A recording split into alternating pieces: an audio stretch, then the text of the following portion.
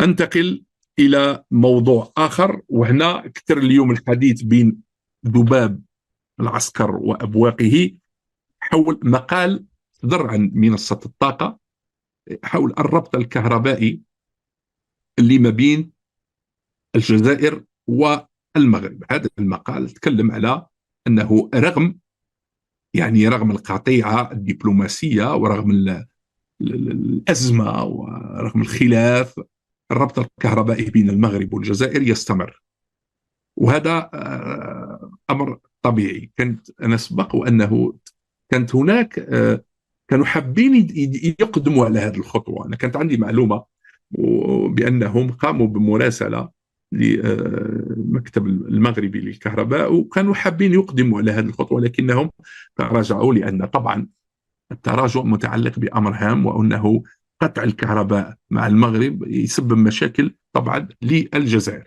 اكشف تقرير رسمي تقول منصة الطاقة أن الربط الكهربائي بين المغرب والجزائر لا زال أو ما زال مستمرا إلى الآن رغم القطيعة بين البلدين الجارين بسبب طبعا خلافات سياسية محتدة. أكد التقرير السنوي للهيئة الوطنية لضبط الكهرباء أن النظام الكهربائي المغربي مرتبط بالشبكة الكهربائية الجزائرية، في إشارة إلى أن العلاقات لم تنقطع بين البلدين. هذا أمر طبيعي، لأنه أمام هناك كان اتفاق، وقع اتفاق في 1988، وأنا كنت سبق أنني نشرت صور من الأرشيف حولها واستضفت أحد الخبراء حول الموضوع. كان اتفاقية في 2008 بين الجزائر والمغرب أعتقد وإسبانيا باش الجزائر تصدر الضوء والكهرباء لإسبانيا، أو التبادل. الكثير اليوم تكلموا على أنه شغل الجزائر هي اللي راح توفر الكهرباء للمغرب. ذباب هذا نتاع العسكر، كلها أكاذيب، وسأثبت ذلك بما يلي. الجزائر لا تستطيع تصدير الكهرباء نحو إسبانيا، وهنا راح تحقق رقم أعمال، إلا بالمرور عبر المغرب، لأنه لا يوجد كابل. الجزائر غير مربوطة كهربائيا مع القارة الأوروبية إلا عبر المغرب، وهذا من الأسباب اللي خلى أن الربط الكهربائي بين المغرب والجزائر مستمر إلى يومنا هذا. والغاز مشي هو الضوء، مشي كيف.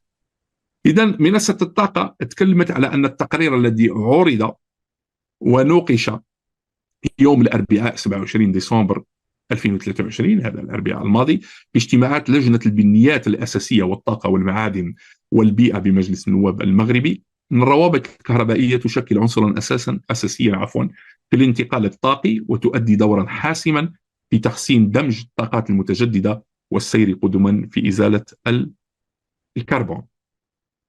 والتقرير قال بأن تقوية الروابط الكهربائية تعد من أولويات المغرب، الذي يوجد طبعا في ملتقى التبادلات الطاقية، لأنه هو موجود المغرب يشكل همزة وصل بين أوروبا وإفريقيا، التبادلات الطاقية بين القارتين وبين دول الضفتين. وأوضح هذا التقرير أن الروابط تضم طبعا كل من إسبانيا والجزائر، بالإضافة إلى مشروعات الروابط التي تهم البرتغال ودول غرب إفريقيا عبر موريتانيا. وهناك ربط مستقبلي، مشروع ضخم رغم كثر الحديث بين المغرب وبريطانيا في إطار تصدير الكهرباء نحو بريطانيا عبر الطاقة طبعا الريحية.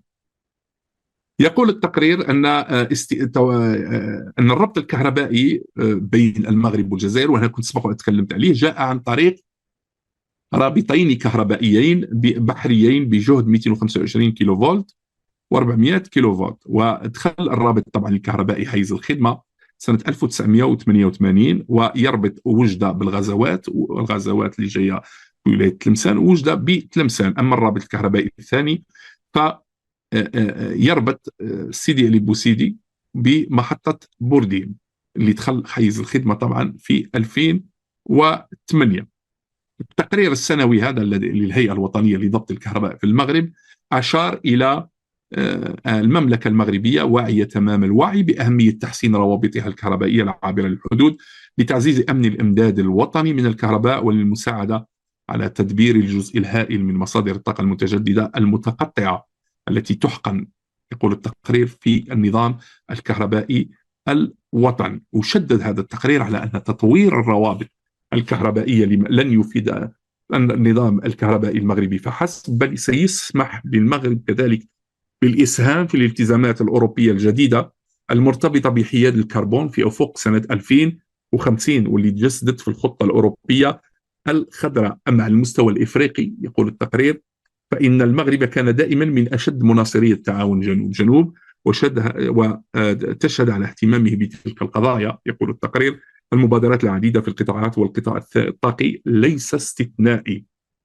يعني الربط الكهربائي بين البلدان هي تنفع البلدان. يعني المشكل اللي بين الجزائر والمغرب احنا نتمنى، واحنا كنا دائما النادي باش الخلاف موجود خلوه فقط في الإطار السياسي، ما تمشوش القطاعات أخرى وعلى رأسها القطاع الاقتصادي. لكن هذه العصابة المجرمة التي لا تراعي مصلحة الجزائر دخلت الخلاف في القطاع الاقتصادي، وكنا شهدنا عدم تجديد يعني العقد الذي تم توقيعه قبل 25 سنة لتدفق أنبوب الغاز عبر الأنبوب اللي مار عبر المغرب نحو أوروبا. لكن هذه العصابة لو كانت ما كانتش عارفة بأن قطع الربط الكهربائي بين المغرب والجزائر يعود بالمشاكل على الجزائر، كانت تقوم بنفس الشيء. لكن نظرا لعدم أولا وجود ربط كهربائي مباشر بين الجزائر وأوروبا، هذه من جهة، ونظرا للتداعيات السلبية في حالة قطع الربط الكهربائي مع المغرب، ما قدروش يديروا نفس الشيء اللي داروه بالنسبة لأنبوب الغاز. المغرب اللي نشارك معكم هذا الانفوغراف طبعا دائما على منصة الطاقة. أحد الأبواق نتاع عصابة العسكر قال لك باللي المغرب لا ينتج إلا 10% من الطاقة نتاعو. هذا كله كذب لا أساس له من الصحة.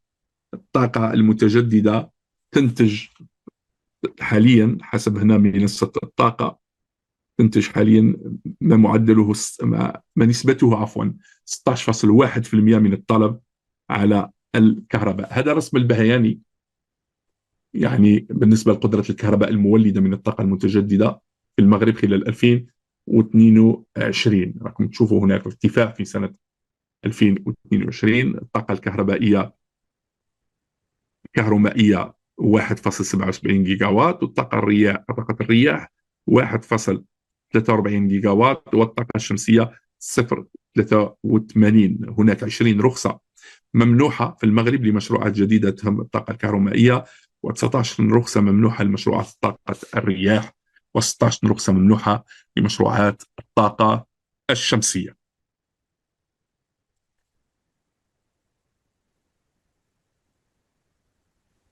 دائما في موضوع الطاقة والكهرباء، الإمارات تخصص مشروع ضخم، يعني هنا مشروع بيقدر ب10 ملاير دولار لإنتاج أو لأكبر مشروع للهيدروجين الأخضر في المغرب.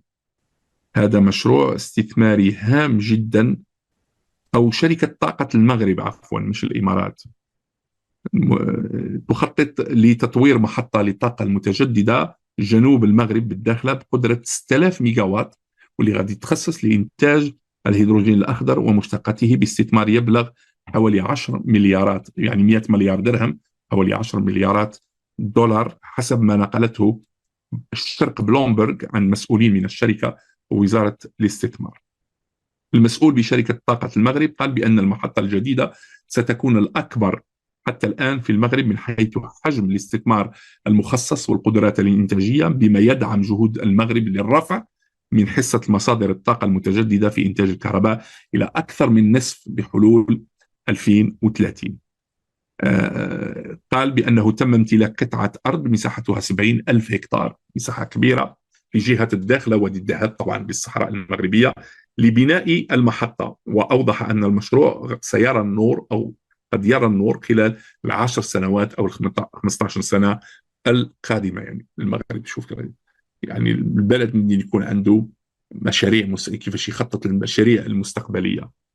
من جهته أوضح مسؤول في وزارة الاستثمار أن المنطقة المعنية بهذا المشروع الضخم اللي هي طبعا منطقة الداخلة وادي الذهب استقطبت في الفترة الأخيرة عدة مشاريع في نفس المجال بإجمالي حجم استثمارات يقدر أو يقارب 220 مليار درهم، أي 22 مليار دولار.